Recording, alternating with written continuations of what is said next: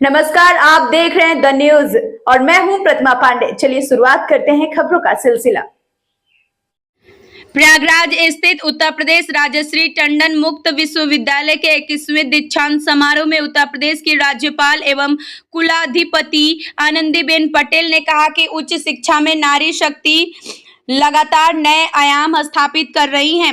समारोह में कुल 30,886 विद्यार्थियों को उपाधियां प्रदान की गई, जबकि 26 गोल्ड मेडल दिए गए। इनमें 20 स्वर्ण पदक छात्राओं और 6 पदक छात्रों को मिले।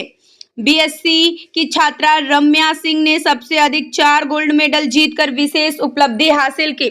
मुख्य अतिथि एवं पद्मश्री लोक गायिका मालिनी अवस्थी ने विद्यार्थियों से कहा कि आधुनिक तकनीकी और कृत्रिम बुद्धिमत्ता को अपनाएं, लेकिन भारतीय संस्कृति, परंपराओं और संस्कारों को कभी दूर न करें। उन्होंने प्रयागराज की ऐतिहासिक, सांस्कृतिक और साहित्यिक विरासत को भी याद किया। राज्यपाल आनंदीबेन पटेल ने विद्यार्थियों से शिक्षा का उपयोग केवल नौकरी के लिए नहीं, बल्कि समाज सेवा, नवाचार और राष्ट्र निर्माण के लिए करने का आह्वान किया।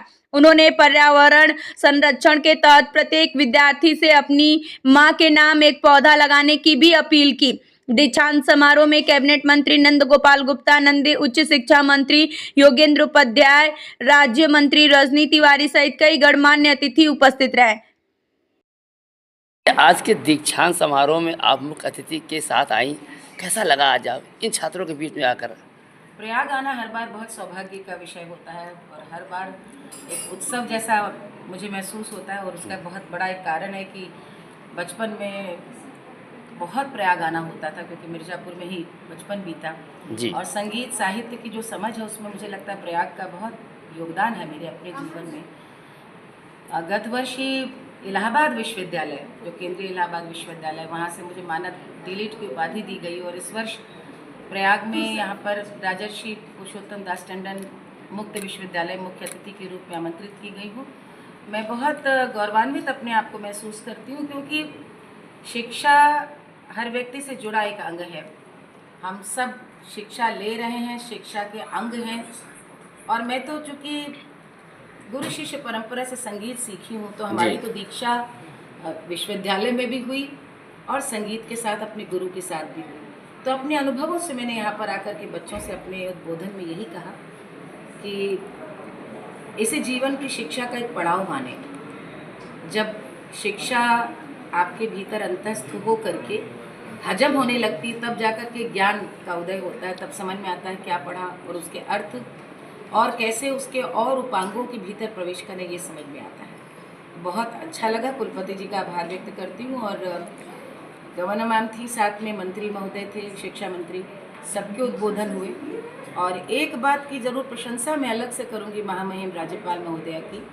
उनकी सोच वास्तव में अंत्योदय की है और शिक्षा में वो समान सर्व शिक्षा अभियान जिसकी बात करते हैं, तो हर वो बच्चे भी वो ग्रामीण अंचल से हों, उनको भी उस मुख्य मंच पे लाना, इसी मंच को कहीं ना कहीं आंगनवाड़ी में उल्लेखनीय कार्य कर रही कार्यकर्त्रियों से भी जोड़ना, पर्यावरण से भी जोड़ना, बच्चों के निबंध, बच्चों को लिखवाना।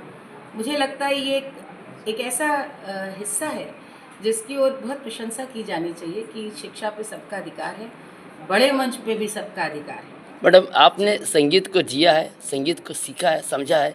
अगर संगीत आपके सामने ना हो तो बेकार है। 2 लाइन हम लोग चाहते थे। नहीं, गाना नहीं, 2 लाइन बोल, संगीत के लिए बोल दीजिए। मैंने तो आपको आप संगीत के लिए आप स्वयं संगीत। जी जी, कला में हमारे यहाँ सबसे ज़्यादा गुरु शिष्य परंपरा जी, बिल्कुल बिल्कुल के आधार पे ही हम कला सीखते हैं, समझते हैं। हाँ, समझते हैं। सीखते तो आज भी सीख रहे हैं जी। और उसमें अपने गुरु के साथ पद्म विभूषण गिरिजा देवी जी अप्पा जी के साथ हम लोग जब सीखना आरंभ किए जी, तो उन्हीं के संग घर पे रहते थे, उन्हीं के संग खाते पीते थे।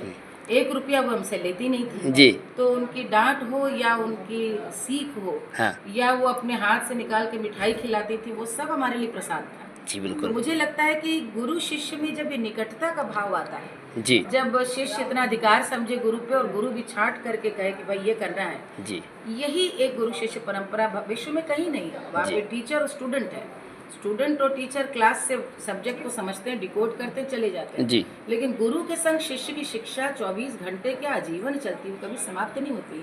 आज देह से हमारी गुरु भी भले ही नहीं है, लेकिन वो सूक्ष्म रूप से हमें आज भी उनकी शिक्षा आंतरिक चेतना में चलती रहती है। तो मैं यही कहूँगी कि भारतीय शिक्षा परंपरा जो रही है, गुरु शिष्य परंपरा, आज भी मुझे लगता है ये अपने प्रोफेसर्स को कॉल करेंगे बच्चे तो अधिकार से वो उनको उनकी कोई भी डाउट हो तो उसको क्लियर कर सकें। और कहीं किसी चेहरे पे गुरु नहीं लिखा है, जहाँ पे आपको ज्ञान का स्रोत नजर आए उसको गुरु मान लो। Thank you.